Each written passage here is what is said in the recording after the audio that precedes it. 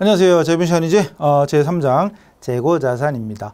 재고자산은 회계 관련된 모든 시험, 우리도 마찬가지 시험에 당연히 출제되는 중요한 부분입니다. 시험에서는 기본적으로 두세 개는 나옵니다. 어차피 우리 40문제고 골고루 다 나온다는 얘기 몇 번 했죠? 이제 97번만 하면 100번 같은데 많이 했어요. 그래서 결국은 골고루 계속 해야 됩니다.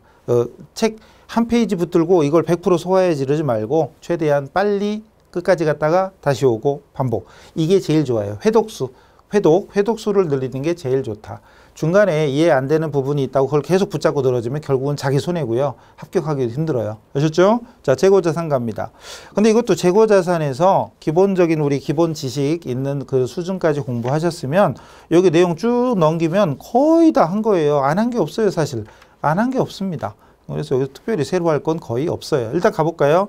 재고자산은 뭐니 해도 제일 중요한 건 판매를 목적으로 한다는 거죠. 판매를 목적으로 하는 자산, 상품, 제품, 원재료 등이 있다. 또 판매를 위해서 보유하거나 생산 과정에 있는 거, 그리고 생산에 투입할 원재료 등이 있다. 그리고 2번, 여러분 교재 2번의 재고자산 범위에 상품, 제품, 반제품, 제공품, 원재료 등이 있죠. 3번의 재고자산의 범위 계속 갑니다. 그 중에 미착상품, 미착품이죠. 미착상품은 매입자, 운송 중인 상품이 매입자 입장이냐, 판매자 입장이냐. 예를 들어서 선적지와 도착지라는 말이 계속 나오잖아요. 이거 많이 보던 거죠. 아직도 헷갈리고 있어요. 그럼 안 되는데 만약에 판매자가 결국은 선적을 하는 거니까 선적지고, 그 다음 상대방 매입자한테 도착이 돼야 되잖아요. 도착지 또는 목적지라고도 하죠. 그래서 지금 물건이 여기 가고 있어요. 바다 한가운데 가고 있어. 이게 누구 거냐 이거죠. 그럼 판매자 입장에서는 선적하는 순간 물건을 넘겨준 걸로 봐야 되느냐, 아니면 상대방한테 도착을 해야 넘겨준 걸로 봐야 되느냐. 인도 시점이 어디냐인데 선적지 조건이다. 그럼 선적하는 순간, 이게 선적이죠. 여기에서 인도하는 거면 이거는 결국은 매입자 거죠. 선적지 인도 조건의 매입자 입장에서 볼 때는 재고자산, 매입자의 자산이다 이 소리죠. 그리고 도착지 조건은 도착할 때 인도하는 거니까 이건 아직 판매자 겁니다. 판매자 거니까 매입자 입장에서는 자기 거 아니죠. 사실 정리했지만 정리한 게 더 헷갈려. 차라리 선적지다, 도착지다 이것만 알고 있으면 충분히 할 수 있는 거잖아요. 근데 정리하면 이렇다 이거지. 판매자 입장에서는 선적지 조건 여기서 넘겨줬다. 그럼 이건 상대방 거야. 제외. 근데 도착지 조건이냐. 도착지에서 넘겨준 거니까 아직 안 넘어갔죠. 아직은 판매자 거죠. 포함이죠. 그리고 여기 매출액. 판매자 입장에서 인도 순간 이 선적지, 인도와 동시에 매출된 걸로 본다. 선적지 조건에서는 인도와 동시에 매출로 보니까 매출액에 포함된다 그 소리죠. 팔린 거는 재고자산이 아니죠. 안 팔린 건 재고자산에 포함되죠. 당연한 얘기예요. 오히려 더 헷갈릴 수도 있어. 그냥 선적지 인도 조건, 도착지 인도 조건 그 말뜻만 알면 됩니다. 정리한 게 더 헷갈려. 정리하지 말까요? 뭐 그런 거죠. 뭐 알고 있으면, 용어만 알고 있으면 사실 정리가 필요가 없습니다. 외울 필요 없죠. 외우는 사람이 제일 깝깝한 사람이죠. 자, 두 번째 위탁상품, 적송품. 판매 위탁, 적송품인데 부탁한 거죠. 부탁해서 판매하는 건데 상대방 수탁자가 판매 완료했다. 그럼 팔린 거죠. 이미 팔렸으니까 매출 수익으로 잡히고, 그리고 재고자산은 아니죠. 팔렸으니까. 근데 만약에 아직 못 팔았대요. 가지고 있대. 그럼 안 팔린 거죠. 안 팔린 거죠. 매출이 안 됐습니다. 당연히 안 팔린 건 재고자산에 포함되죠. 외우면 안 돼요. 적송품, 판매위탁이라는 개념을 아셔야지. 이거 표 외워봤자 지나가면 또 까먹어요. 제외, 포함, 제외. 제외, 포함, 제외. 어떻게 되지? 몰라요. 헷갈려요. 그렇게 외우시면 안 됩니다. 그 다음 할부 판매.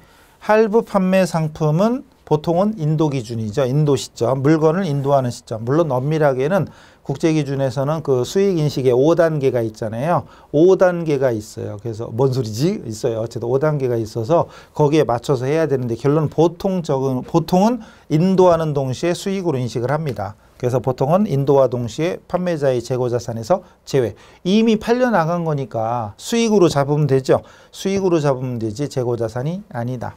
그 네 번째 시용 매출 시송품. 일단 써보시라. 써보시고 마음에 들면 돈 내시라 이거였잖아요. 대표적인 게 TV 홈쇼핑, 후불제 방식 이런 거였죠. 매입 의사표시, 의사표시를 받았다. 그럼 팔린 거죠. 팔렸으니까 매출액으로 잡히고 재고자산은 아니죠. 그리고 마제가 안 팔렸다. 의사표시가 없다. 안 팔린 거죠. 안 팔린 거 재고자산. 수익으로 잡으면 안 되죠.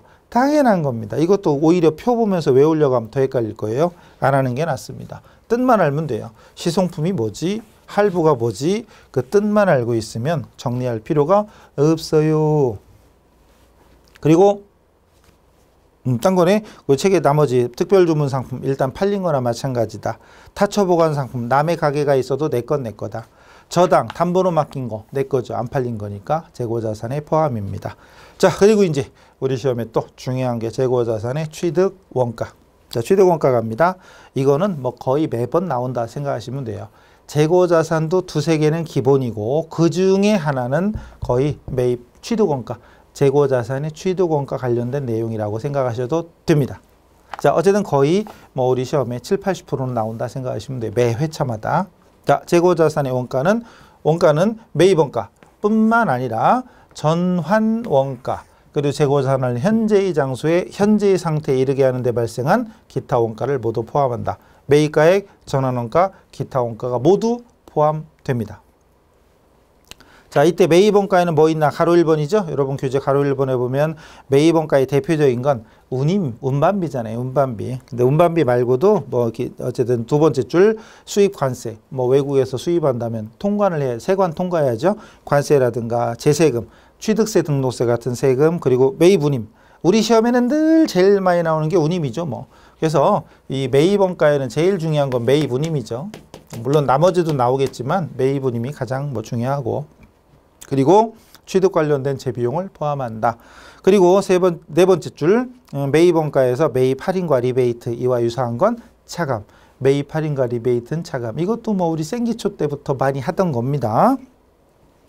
그리고 재고자산을 장기 연불 조건으로 취득했을 때 빨간색으로 되어 있는 거 교재에 현금 가격 상당액만 원가의 산입이고 이자 상당액, 할부 같은 거 생각해 보시면 돼요. 할부 회계 처리 생각해 보시면 이자 상당액은 현재 가치 할인 차금으로 처리했다가 유효이자율법으로 상각해서 이자 수익으로 가감하죠. 그러니까 매출액이 아니라 이자 수익입니다.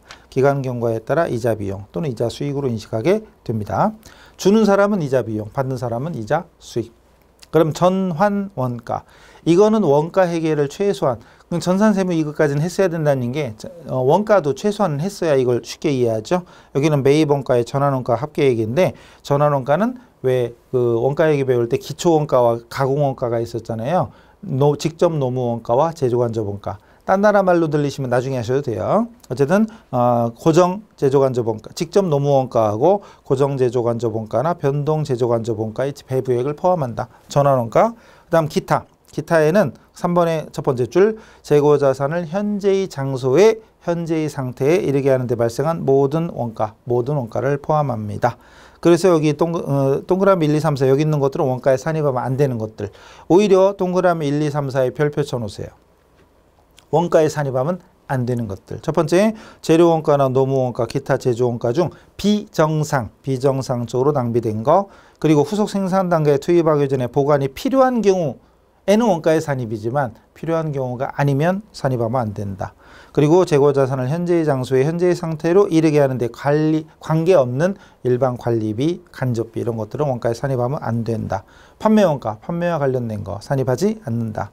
기타 생물자산에서 수입한 농립어업 수확물 취득원가도 있습니다. 순공정가치 기준인데 이건 뭐 우리 시험 언급되는 경우 거의 없어요. 예를 들어서 과일, 채소, 생선 이런 것들 얘기하는 겁니다. 이런 것들은 공정가치를 기준으로 합니다. 그 다음 2번 추정에 의한 재고자산 평가. 그 중에 가로 1번 이제 표준원가법과 소매재고법 중에서 소매재고법, 다른 말로 매출가격 환원법, 줄여서 매가환원법 잘 나오지는 않아요. 근데 간혹 출제됩니다. 자, 매가환원법은 세 가지 단계를 거쳐야 됩니다. 매출가격 기준에 기말재고액 구하고 원가율 구하고 기말재고액의 원가를 구하는 구조입니다. 여러분 규제에 간단하게 43쪽 중간쯤에 하나를 해드렸는데 사실 별로 잘 나오지는 않지만 나왔다 그러면 구조 모르면 아예 못 풀죠. 그래서 일단은 맛배기는 해드려야 돼요. 그래서 재고자산 계정 항상 머릿속엔 T계정 구조가 들어가 있어야 되고 기초재고 차변 이때 문제 시험에 나온다면 원가와 매가가 같이 나옵니다. 원가와 매가가 같이 나와요. 그래서 기초재고의 원가와 매가 그리고 매입액의 원가와 매가가 나옵니다. 그리고 대변에 매출액이 나옵니다. 매출액은 원가가 아니라 매가가 나오겠죠. 그리고 기말재고가 나오는데 이 자료가 아무것도 없죠. 아무것도 없고 그럼 여러분들로 이제 이걸 구하라는 얘기인데 자 구조학상 자 원가 합계 나오겠죠. 매가 합계 나오겠죠. 그럼 대차 합계가 일치한다는 기본 원리상 원가 합계와 매가 합계가 있는데 여기는 어차피 아무것도 없으니까 못 구해요. 근데 이건 합계가 있고 요게 있으니까 이걸 구할 수 있죠. 이게 첫 번째죠. 즉 요거 매출가격 기준의 기말재고 구해라. 매출가격 기준의 기말재고를 구합니다. 합계해서 이거 빼면 되겠죠. 그리고 매가를 원가로 환원시킵니다. 매가를 원가로 바꿔줘요. 그 제목이 매가하는 법이에요. 그러려면 곱하기 원가율. 곱하기 원가율을 해줘야 돼요. 원가로 환원시키기 위해서 곱하기 원가율을 해줘야 됩니다. 원가율이라는 게 뭐냐면 요 원가와 매가의 합계 비율입니다. 원가 매가 합계 비율. 그래서 원가율은 여러분 교재에 보시면 분자가 원가, 분모가 매가죠. 요거 얘기하는 거 요거 얘기하는 겁니다. 그래서 원가율은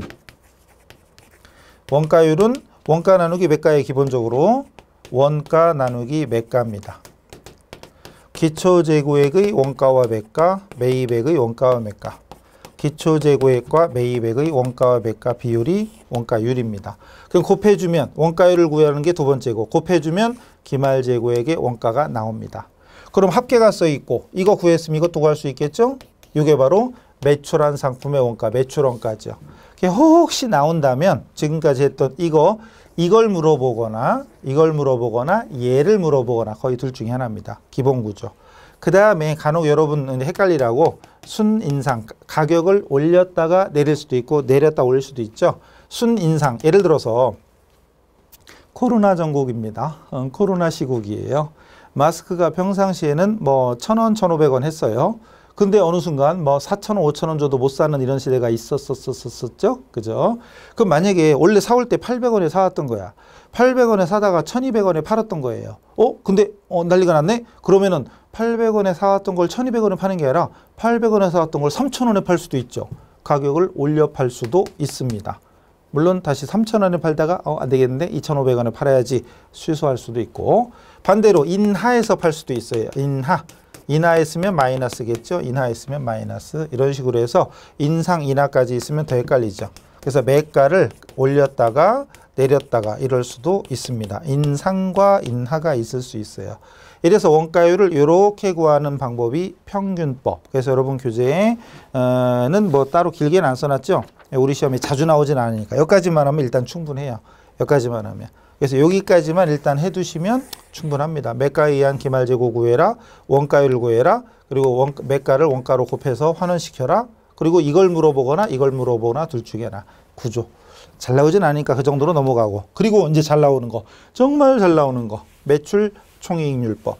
이거는 회계원리 배운 사람은 이것도 충분히 되어 있으리라 믿습니다. 매출 총이익률법. 원래 공식으로 하자면 매출 총이익을 매출액으로 나눈 비율인데 정확히는 순매출액. 원래 100분율이니까 곱하기 100을 해주면 그게 바로 매출 총이익률이다. 이렇게 되는 거죠.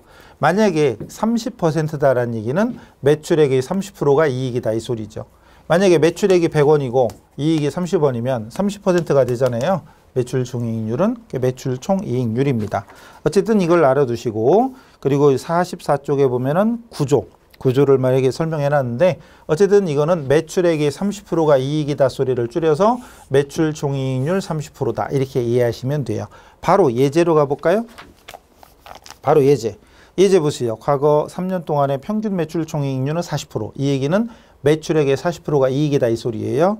이랬을 때 매출 총이익률법을 적용한 기말재고액을 구하라. 이랬을 때 항상 머릿속에는 이 T계정 구조 안 돼 있는 사람은 지금이라도 빨리 익혀야 됩니다. 그럼 재고자산 계정의 구조를 익혀라. 기초차변. 기초가 차변이면 기말은 대변. 그리고 매입차변. 그리고 매출대변.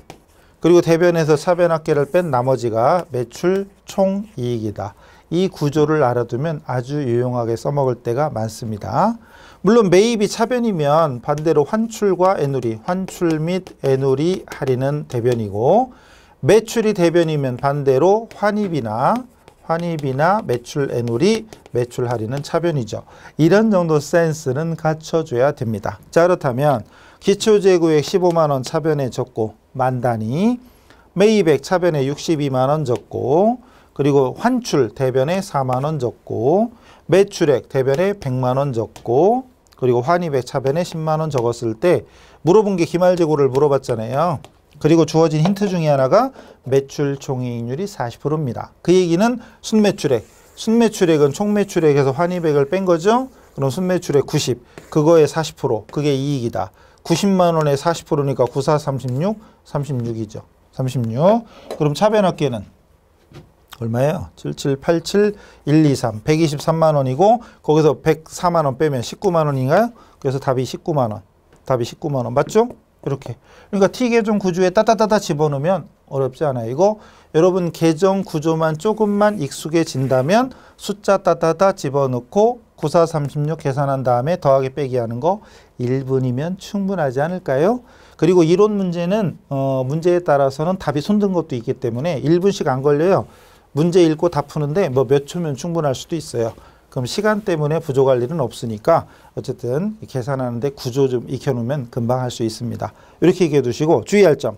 동그라미 2번 44쪽 위에 주의할 점은 원가의 20% 이익 가산했다. 이 말하고 다른 말이죠. 매출 총이익률은 여기요. 매출 총이익률 30%, 이 얘기는 매출액의 30%가 이익이다. 이 소리예요. 지금 했죠 이제. 그럼 매출액이 100원일 때 30%가 이익이면 나머지 70%는 매출원가다. 이 얘기예요. 자, 그런데 이거랑 다른 말이죠. 원가의 30% 이익을 가산해서 팔았다는 얘기는 매출원가, 매출원가의 30% 이익을 가산. 1 플러스 이익률 1.3. 매출원가가 뭐 100이라면 곱하기 1.3 하면 나머지 130이 매출액이다. 이 소리죠. 원가의 30% 이익을 붙여서 파는 거랑 매출액 중에 30%가 이익이란 다른 말입니다. 그래서 이것만 주의하셔야 돼요. 공식을 외우려고 들지 말고 용어 자체만 이해하시면 얼마든지 문제 풀 수 있습니다. 나중에 문제풀이 할 때 기본 구조에 대한 문제를 풀어 드릴 거예요. 일단 용어부터 익혀두시고 넘어갈까요? 자, 그 다음 예제 2번이 그거네. 원가의 이익 가산한 거.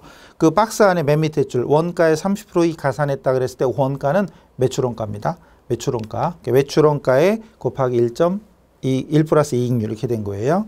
풀어보시고 궁금하시면 질문하시고. 그 다음 3번 재고자산의 원가 배분. 여기는 거의 뭐 무조건까지는 아니지만 거의 매번 뭐 평균적으로는 뭐 한 8, 90% 이상 뭐 사실 이거 매일 나오던 거잖아요. 자, 기말재고자산은 수량에다 단가를 곱하는데 그중에 수량 결정 방법에 계속기록법 실사법이 있다. 사실 이 부분은 우리 시험에 많이 나오지는 않아요. 별로 나올 게 없잖아요. 계속기록법은 들어오고 나가는 걸 매일매일 장부에 적는다. 매출된 게 몇 개, 기말재고 몇 개, 이걸 그때그때 장부에 적어주는 것이 계속기록법. 그리고 실사법은 매출할 때 안 적어요. 열심히 팔기만 해. 그러다가 기말에 창고로 가서 남아있는 걸 조사해서 기말재고로 하고 나머지는 팔렸구나 이렇게 추정하는 거, 매출된 걸로 추정하는 거, 이게 바로 실사법이다. 참고만 하시면 됩니다. 중요한 건 여기가 아니죠. 이건 너무나도 당연한 거고. 자, 이제 중요한 건 이거죠. 원가 기준, 가격, 단가, 가격 결정 방법. 기업회계 기준에서는 상호 교환될 수 없는 재고자산의 원가, 특정 프로젝트별로 생산되고 분리되는 재화는 개별법 사용이 원칙이다. 예를 들어서 제가 건설업이다 그러면 내가 생산 좀 이렇다. 건설하는 현장이 세 군데다. 하나는 뭐 사무실을 짓고, 하나는 예를 들어서 원룸 주택, 다가구 주택을 짓고, 한쪽에서는 월드컵 경기장, 야구장, 돔구장을 하나 만든다. 세 군데서. 그럼 각각 투입하는 원가 같은 걸 분리할 수 있잖아요. 그럴 때는 개별법이 원칙이란 말이죠. 다만 개별법 적용이 곤란하다. 이럴 때는 선입선출법이나 평균법 등을 사용할 수 있고요. 또 성격이나 용도 면에서 비슷한 거는 같은 방법을 적용해야 됩니다. 자, 이것도 많이 들어보던 얘기죠. 그래서 여러분 교재 46페이지까지 그런 내용들 47페이지 위에까지 된 거죠. 그리고 47쪽에 보면은 뭐 개별법의 장단점, 선입선출법의 장단점인데 웬만한 건 여러분 다 돼 있을 거예요. 뭐 외워야 될 것까지는 아닙니다. 중요한 건 선입선출법 계산을 어떻게 하고 후입선출을 어떻게 계산하고 계산하는 구조는 알아야 되지만 뭐 여긴 장단점까지 반드시 외워야 되는 건 아니다. 자, 47쪽. 자, 개별법은 실제 물량으로 뭐 정확하게 어떤 제품에 얼마의 원가가 투입됐는지를 하나하나 기록하니까 가장 이상적인 방법이에요. 그리고 수입비용 대응에도 가장 이상적이다. 말 그대로 아까 돔구장 얘기했나? 돔구장을 짓는데 5천억이 들어갔다. 근데 왜 계약에 의해서 7천억 받았다. 그럼 2천억 남았네. 명확하게 수익과 비용에 대응이 되는 거죠. 단점은 당연히 복잡합니다. 재고자산이 한두 개면 상관없는데 수백 수천 개를 관리하려면 힘들어요. 다량, 다종일 때는 힘듭니다. 자, 다음 가로 2번. 뭐니 해도 가장 중요한 건 선입선출법이 가장 중요하죠. 먼저 매입한 것을 먼저 팔리는 걸로 가정한다. 숫자로 문제로 나오더라도 당연히 풀 수 있어야 돼요. 나옵니다. 그렇다고 지금 제가 여러분 교재에다 친절하게 49쪽에 예제 3번을 넣어드렸습니다. 근데 이거를 지금 제가 풀어드리면 끝도 없어요. 그러면 진짜 재무회계만 적어도 5, 60강을 들어야 돼요. 그러면 여러분 지쳐서 보대요. 근데 이건 당연히 알고 있으리란 전제로 넘어가고 참고 삼으라고 여러분 그 예제 3번에다가 자료 주고 선입선출법일 때 매출된 거 재고 파악하는 거를 해드렸습니다. 여러분 보시고 도저히 모르겠다 그러면 여러분 공부할 때 했던 교재 다시 보시거나 질문하셔야 돼요. 원리는 설명 안 드립니다. 어쨌든 다시 47쪽으로 와서 먼저 매입한 걸 먼저 팔리는 걸로 본다. 예를 들어 보통은 물가가 상승하는 걸 전제로 하죠. 물가 상승을 전제로 하고 예를 들어서 어제 사온 건 100원짜리고 오늘 사온 건 120원짜리다. 라고 했을 때 팔린 거 매출원가 팔린 거 매출원가를 따질 때는 선입선출법은 먼저 들어온 게 먼저 팔리죠. 그럼 매출원가 따질 때는 선입이 옛날 금액이고 후입이 최근 거죠. 후입은 나중에 사온 걸 먼저 파는 거죠. 선입과 후입은 여러분 많이 했을 거예요. 그리고 기말재고, 남는 건 선입일 때는 먼저 들어온 게 먼저 팔리니까 남는 게 나중 거죠. 나중 게 남아요. 근데 후입은 나중 거부터 파니까 옛날 게 남죠. 후입은 옛날 게 남습니다. 그러니까 나중에 문제에서 가장 기본은 기말재고를 묻는 거죠. 기말재고, 물가 상승을 전제로 했을 때 기말재고 크기는 선입이 크다. 너무나 많이 하던 거잖아요. 이거 지금 모르면 반성해야 돼요. 반대로 매출원가는 후입이 더 큽니다. 뭐가 큰 거였어요? 맞아요, 지금? 매출원가는 후입이 크고, 그리고 기말재고는 선입이 크고. 기본이죠. 평균법은 이 중간에 들어가죠. 평균법은 이 사이로 들어가겠죠. 이동평균법이나 종평균법은. 그래서 다시 47쪽으로 와서 선입선출법의 장단점. 장점은 실제 물량으로 먼저 들어온 게 먼저 파니까 일반적이잖아요. 자, 두 번째 기말재고액이 최근 거. 기말재고 자산이 가장 최근 걸로 남죠. 예를 들어 재고 자산이 얼마냐 할 때는 옛날에 얼마 주고 사왔냐 이게 아니라 지금 얼마냐가 중요하잖아요. 현행 가치에 가깝다. 단점은 물가 상승을 전제로 했을 때 기말이 커지면 참고로 이건 무조건 남기죠. 기말 재고와 이익은 방향이 같이 간다. 이건 알고 있어야 되죠. 모르겠는데 그럼 안 배운 거죠. 그러면은 재경 듣기 전에 그 앞에 거 회계관리 1급이나 아니면 전산세무 2급 정도까지를 먼저 하고 오시는 게 맞습니다. 어쨌든 기말과 이익은 같아요. 그리고 이익이 크면 뭐도 커진다? 세금도 커진다. 법인세도 커진다. 기말재고와 이익과 법인세는 항상 같이 갑니다. 특히 기말재고와 이익은 방향이 같이 가요. 제 소원이 뭐랬죠? 처음에 얘기하는 거죠. 세금 100억 내는 거예요. 세금을 100억 내고 싶어요. 그러려면 많이 벌어야죠. 100억은커녕 100원이 넘어가요. 어쨌든 세금을 많이 내려면 이익이 커야 돼요. 당연한 얘기니까 사실 안 해도 되는 거예요. 기말과 이익은 같이 간다. 외우셔야 됩니다. 알고 있죠? 미십니다. 예, 계속합니다. 자, 그래서 단점은 물가 상승할 때 이익이 과대 표시돼요. 선입일 때 이익이 과대 표시되니까 세금도 더 많이 내고. 그 다음 수익 비용 대응에 적합하지 않다. 이건 또 뭐죠? 오늘 팔았는데 매출원가는 어제 걸로 대입하는 거죠. 그래서 선입선출법은 어제 거부터 파는 걸로 보니까 오늘 매출액에 현재의 매출액에 과거의 매출원가를 대응하는 거죠. 그런 면에서는 불합리하다 이런 거죠. 그리고 48쪽 후입선출법은 반대. 나중에 사온 거를 먼저 파는 걸로 가정한다. 장점. 물가 상승할 때 기말재고가 적여져요. 그럼 세금을 우선 적게 낼 수 있다. 법인세 이연 효과가 있다. 2번에 있고 1번은 수익비용 대응에 적합하다. 후입은 나중에 사온 거, 즉 어제 거 오늘 거 중에 오늘 거부터 팔리는 걸로 보죠. 현재의 매출액에 최근의 매출원가 대응, 이런 수익비용 대응 면에서는 합리적이다. 네, 단점, 실제 물량 흐름에 안 맞고 기말재고가 옛날께 표시되니까 재고자산이 적절치 않다. 이런 것들. 그래서 3번은 뭐 굳이 안 해도 돼요. 재고 청산을 통해서 재고자산이 재고자산 흐름에 따라서 이익이 과대평가되는 이런 게 있을 수도 있는데 거의 안 나오니까 참고만 하시면 됩니다. 그리고 후입은 국제기준에서 금지하고 있다. 그 다음에 이동평균법, 총평균법 계산은 무조건 알아야 됩니다. 이동평균법은 매입할 때마다 평균단가를 구합니다. 예제를 통해서 익혀주세요. 그 예제 정답 해설 다 자세히 돼 있으니까 익혀주셔야 돼. 전날 매입 수량과 재고량과 오늘 매입 수량, 또 전날 재고액과 매입 금액을 더해서 평균단가 구하는 게 이동평균법. 기초재고와 매입액을 전체 합치고 총평균단가를 구하는 게 총평균법. 지금 계산까지는 못 해드립니다. 그래서 선입, 후입, 이동, 총. 안 배운 거 아니잖아요. 이건 회계 2급만 해도 배우는, 전산회계 2급만 해도, 아니면 우리 회계관리 2급만 해도 배울 수 있는 기본이기 때문에 여기서는 따로는 안 합니다. 자, 그리고 넘어가서 자, 이런 것들을 기본적으로 알고 있다는 전제하에 요거 요약한 거죠. 원가 흐름의 가정과 순이익, 그리고 현금 흐름의 비교. 자, 이런 거. 그 중에 뭐니 해도 아까 지웠던 요거 기말재고자산 크기, 이건 외워야죠. 선, 이, 총, 후. 이미 알고 있죠. 알고 있어야 돼요. 선이, 총, 후. 기말재 시옷, 이응, 지읒, 치읒, 가나다순. 그리고 물가 상승을 전제로 했죠, 지금. 이건 안 써놨나? 물가 상승을 전제로 한 겁니다. 그래서 그 6번 그 첫 번째 줄에 물가가 상승. 그래서 물가가 상승, 인플레이션. 그리고 요거는 잘 안 나오지만 재고는 증가, 기초보다 기말이 더 크다 내지는 일정하다는 전제하에, 특히 포인트는 상승이죠. 물가 상승의 시옷, 그리고 선입선술법의 시옷. 이렇게까지 했는데 헷갈리면 곤란합니다. 그리고 기말 재고와 이익, 그리고 법인세까지는 방향이 항상 같이 움직입니다. 그럼 써놓긴 열심히 써놨지만 다 필요 없어요. 필요 없습니다. 필요 없으니까 결론은 선이 총후, 물가 상승할 때 기말재고 크기가 선, 이, 총후로 움직이고, 그리고 기말재고와 이익은 방향이 같다. 꼭 기억하시면 돼요. 자, 새로운 거 하나도 없죠.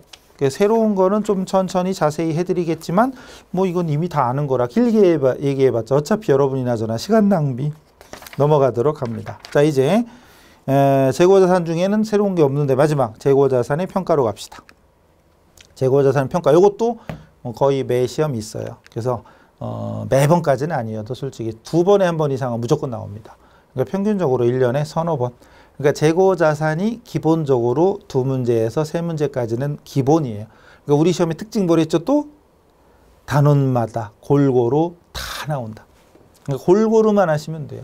깊게 하실 필요 없어요. 제가 깊게 안 하죠, 지금. 이번 여러분 이 정도까지는 하셨으리라 이거 확인하고, 그리고 아직 안 배운 기본 베이스가 안 돼 있는 분들은 뭐 아주 안 돼 있으면 안 되고 이런 걸 좀 상기시켜 드리는 정도로 갑니다. 자, 재고자산의 평가는 어쨌든 3번에 2번, 뭐 적어도 2번에 1번은 출제되는 이런 정도예요. 근데 이것도 새로운 내용이 없어요. 감모손실과 평가손실. 감모손실은 수량 부족. 이걸 공식을 굳이 외우지는 않아도 좋은데 어쨌든 공식을 외우려면 장부 수량과 실제 수량의 차이에 원가를 곱해야 돼요. 장부상 단가가 원가죠. 장부상 단가가 원가입니다. 장부 수량에서 실제 수량을 뺀 나머지의 원가를 곱한 게 감모손실. 그래서 우리 시험에 감모손실 얼마냐 이렇게 나올 수 있어요. 그러면 일단 수량 부족이니까 장부 수량과 실제 수량의 차이에 원가를 곱하면 돼요. 정상 비정상까지는 뭐 깊게 안 해도 좋은데 들어보셨죠? 국제기준은 이런 얘기 없습니다. 국제기준은 그냥 비용이다. 그냥 비용이에요. 손실이니까 비용입니다. 그런데 우리 일반적으로는 정상적인 감모손실은 재고자산 수량 예측이 된 거기 때문에 결론은 매출원가에 산입해라. 만약에 비정상적인 거, 예측하지 못했던 거, 낭비 이런 것들은 기타 비용, 즉 영업의 비용, 기타 비용으로 처리한다. 분기는 신경 쓰지 마세요. 상품에서 차감해서 매출원가에 가산하느냐, 그냥 감모손실, 비용 처리하느냐 이 차이예요. 어쨌든 중요한 건 수량 부족이다. 수량 부족. 그리고 중요한 게 우리 시험에 감모 손실과 평가 손실을 같이 물어봅니다. 계산하라고. 나중에 어렵지 않아요. 이제 뜻부터 알아두시면 평가 손실은 시가의 하락이죠. 시가의 하락입니다. 시가의 하락. 공식으로 굳이 하려면 물론 뒤에 있을 건데요. 맨 밑에 있죠. 여러분 교재 52쪽 맨 밑에 있는데 시가의 하락이죠.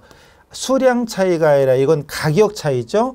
그래서 결국은 원가와 시가, 물론 이 시가라는 게 이제 순실현 가치가 되는데 원가에서 시가를 뺀 다음에 실제 수량, 남아있는 수량에 곱하는 거죠. 장부 수량에 곱하는 게 아니라 남아있는 수량에. 그래서 굳이 공식으로 하면 헷갈릴 수도 있는데 아까 같은 경우는 장부 수량 차이니까 장부 수량에서 실제 수량을 뺀 나머지에다가 원가를 곱했죠. 감모 손실. 지금 평가 손실은 원가에서 시가 빼가지고 실제 수량, 남아있는 수량에 곱해주는 거예요. 그래서 우리 시험에 계산하는 문제로 출제가 됩니다. 그래서 자료를 주고 감모 손실과 평가 손실은 각각 얼마냐 이런 식으로 나올 수도 있어요. 다시 여기서 말하는 시가. 시가가 원가보다 하락했을 때는 저가법. 원가와 시가 중에 비교해서 낮은 금액으로 평가해라. 그리고 시가가 하락한 사유. 자, 물리적 손상. 부서지고 깨지고 흠집나고 또 창고에 집어 던지고 하다 보면 깨지고 이럴 수도 있고 또 보고기간물부터 1년 또는 정상 영업주기 내에 판매되지 않았거나 생산에 투입하지 않아서 장기 체화됐다. 또는 진부화됐다. 구형, 구식, 구닥다리. 그리고 판매 가격이 하락했다. 또는 완성하거나 판매하는 데 필요한 원가가 상승. 만약에 원가는 800원인데 800원짜리를 1000원에 팔았는데 1차 저체에서 1000원에 못 팔아요. 올해 700원에 팔아야 되겠어. 이런 경우 손실이죠. 이런 경우. 그래서 손상, 장기체화, 진부화 이런 것들이 평가 손실의 사유가 될 수 있다. 이론적으로 이거 나올 수도 있죠. 우리 시험 특징 중에 하나 뭐라고요? 계산 문제보다 이론이 조금 더 많이 나온다. 그럼 지금 이것도 계산 금액으로 물어볼 수도 있지만 이런 내용들이 그대로 지문으로 뜰 수도 있다. 그러니까 제일 좋은 건 지금은 뭐 깊게 너무 생각하지 말고 자꾸 중요한 거 자꾸 읽으세요. 자꾸 읽어서 1회독, 2회독, 3회독을 만들고 그리고 문제를 푸세요. 이제 문제풀이 또 하겠죠? 문제풀이 하면서 문제도 또 다 풀어지지 않아요. 여러분이 이제 대표적으로 꼭 해야 될 거 이런 것들을 먼저 짚어드릴 거예요. 그럼 여러분이 그걸 연습하면서 이제 내 걸로 내 실력으로 만들어야죠. 제가 푸는 건 제 실력이지 여러분 실력이 아니죠. 그죠? 여러분 실력으로 만들어 드릴 거예요. 그러려면 일단 이런 용어 수량 차이인지 수량 부족인지 시가 하락인지 이 개념부터 확실히 알고 있어야 나중에 문제 풉니다. 아시겠죠? 넘어가고 자 다음 저가법 적용할 때 여기가 공정가치 시가는 여기서 말하는 시가는 상품, 제품, 제공품일 때는 순실현 가능가치, 예상되는 판매 가격에서 처분 비용을 뺀 나머지. 그리고 원재료일 때는 현행 대체 원가다. 여기서 현행 대체 원가는 현재 동일한 자산을 새로 매입하려면 얼마를 줘야 될 것이냐 예상되는 금액이고요. 근데 단서가 있죠. 자, 다시 원재료는 현행 대체 원가를 시가로 합니다. 근데 단 원재료 투입해서 완성할 제품의 시가가 원가보다 높다면 원재료는 저가법 적용을 하지 않는다. 중요한 거죠. 원재료는 무조건 저가법으로 하는 게 아니라 완성할 제품의 시가가 원가보다 높다면 원재료는 따질 필요 없다. 왜? 어차피 원재료는 제품 만들어 팔 거잖아요. 근데 제품 가격이 높으면 제품에서 이익이 남는 거니까 원재료 가격이 떨어져도 영향이 없어요. 할 필요 없다. 그 다음 저가법 적용할 때 종목별, 재고자산 종류별로 따로따로 해라. 보수적인 방법. 참고로 재무회계 이론 중에 앞에서 보수주의라는 게 있었죠. 보수주의라는 게 그렇게 중요하진 않지만 책에 있었어요. 30페이지에 있었잖아요. 그 보수주의 사례 중에 하나가 저가법이었죠. 이 저가법이잖아요. 지금 저가법. 앞에 지나갔죠. 저가법. 그래서 보수적 관점. 저 손실이 가장 커요. 손실이 가장 크게 나옵니다. 단 종목별로 따로따로 해야 되는데 비슷한 것끼리 유사한 것끼리 묶여 있으면 조별로 할 수도 있다. 근데 중요한 거 어떤 경우든 총계 기준은 인정하지 않는다. 총계 기준은 인정하지 않는다. 기억하세요. 52페이지 그 큰 2번에 동그라미 1, 2번까지 다 돼 있는 내용들입니다. 여기까지 꼭 정리하시고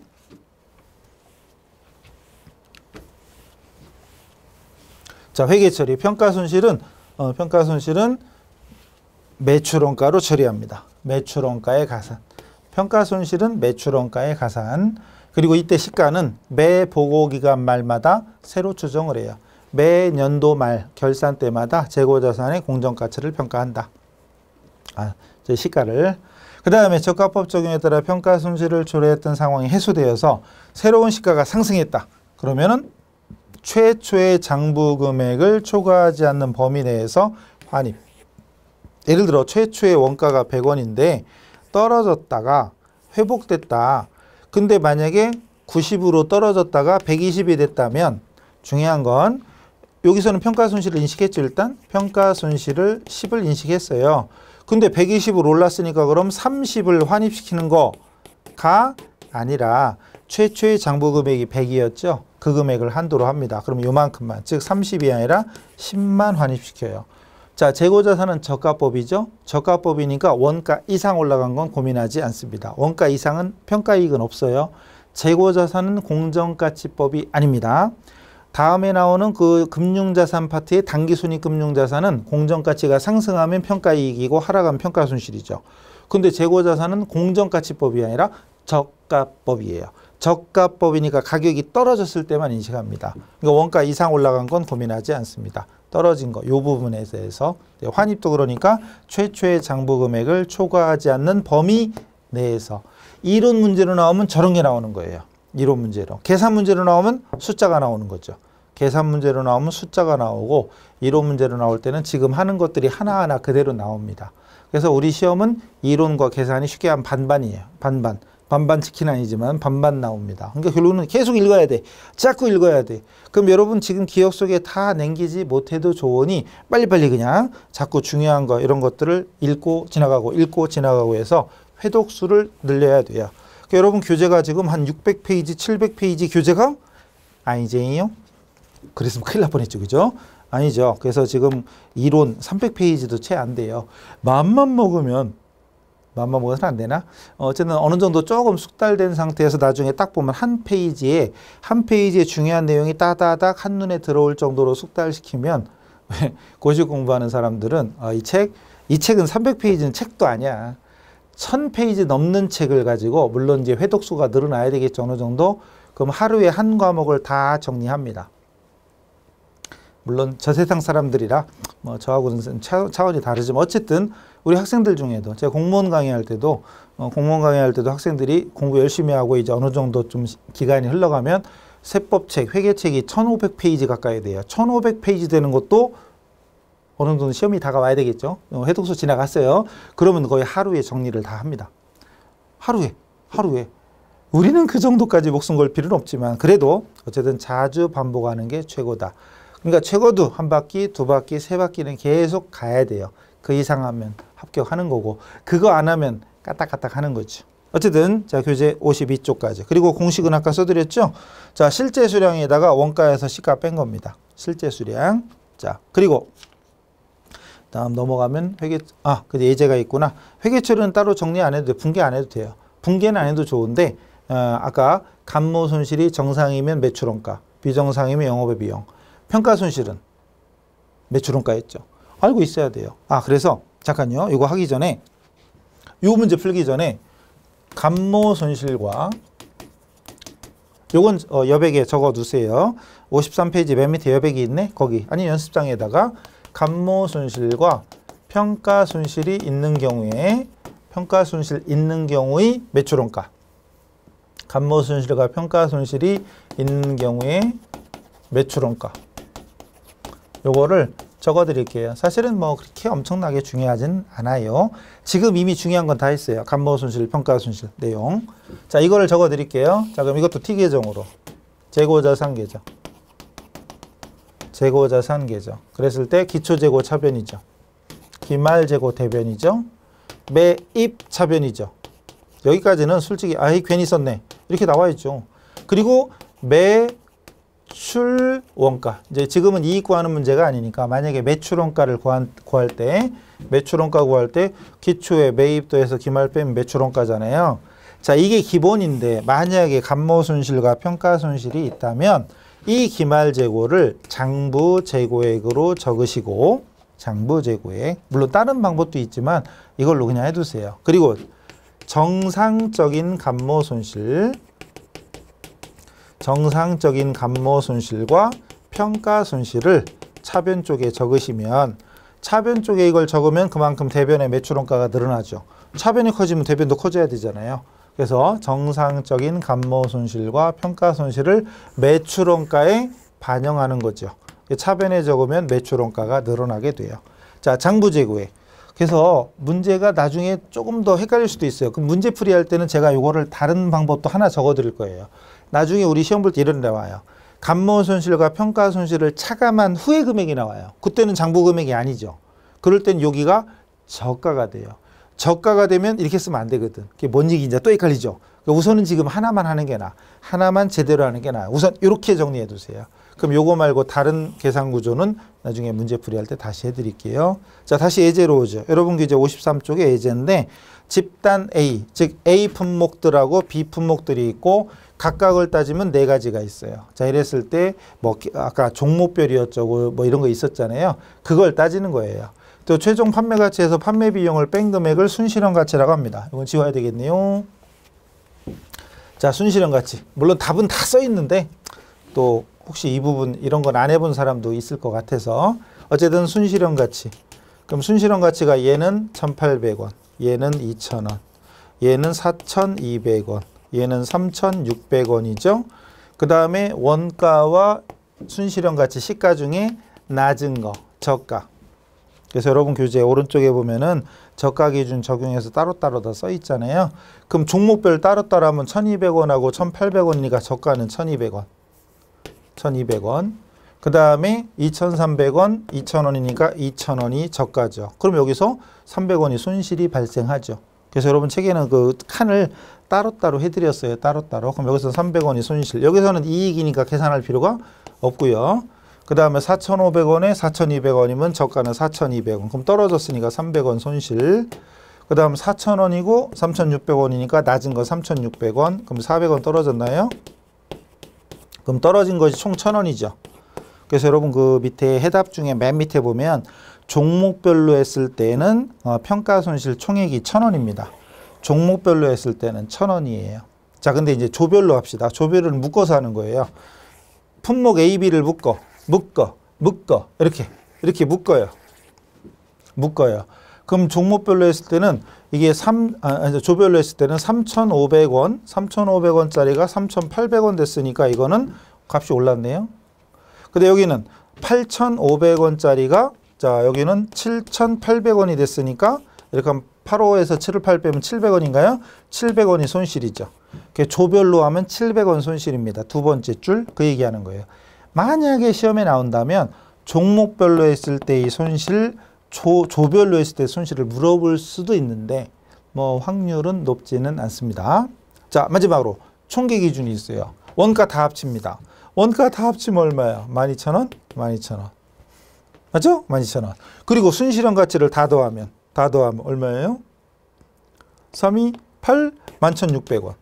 그럼 합계를 기준으로 비교하면 400원이 손실이죠. 그래서 총계 기준하면 400원 손실입니다. 근데 여기서는 중간에 오른 것도 있잖아요. 이렇게 가격이 올라간 거 평가 이익하고 손실이 희석돼 버렸죠.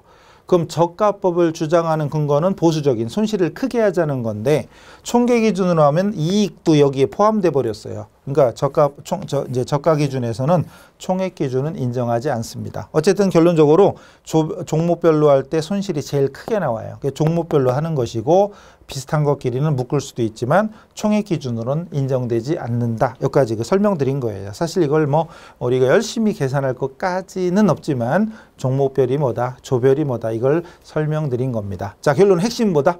감모 손실과 평가 손실을 어떻게 구할 거고 매출원가에 반영하냐, 영업에 비용 처리하냐 이게 포인트입니다. 거기까지입니다. 그래서 재고자산은 새로운 게 사실은 거의 없어요. 단 전산세무 2급 정도 공부하셨다 그러면은 소매제고법을 안 배웠을 수도 있어요. 근데 소매제고법은 좀 생소하겠지만 중요한 건 또 잘 안 나와요. 그걸 문제네. 나올지 안 나올지 모르니까. 근데 일단 우리 시험 특징이 가늘고 길게, 즉 골고루 다 나온다. 그러니까 일단은 그래도 용어는 해야죠. 용어는 해야 됩니다. 그럼 여러분 지금 문제 풀려면 풀릴까요? 안 풀리는 게 당연하죠. 이론했다고 문제가 술술 풀리면 이거 어려운 자격증이 아니고 모든 공부가 아니죠. 이론했어도 문제 풀려면 막히는 게 당연합니다. 그럼 나중에 문제 풀 때는 만약에 여러분 문제 풀 때 안 풀려. 사실은 당연한 거예요. 근데 10개 중에 만약에 2개, 3개 풀었으면 잘하는 겁니다. 그럼 안 풀린 거 어떡하냐? 제껴두세요. 그것도 1회독, 2회독, 3회독 하면서 풀어나가야 되는 거지 한 번에 다 풀 수가 없습니다. 문제풀이 하시는 분들은 맞은 거, 틀린 거, 요 OX만 잘 표시해 두시는 게 방법이에요. 너 처음부터 열받지 마시고 쭉 꾸준히 하셔야 돼요. 어쨌든 기본 이론하고 문제풀이를 반복하는 게 최선이다. 자, 일단 여기까지 해서 재고자산까지 마치도록 하겠습니다. 수고하셨습니다.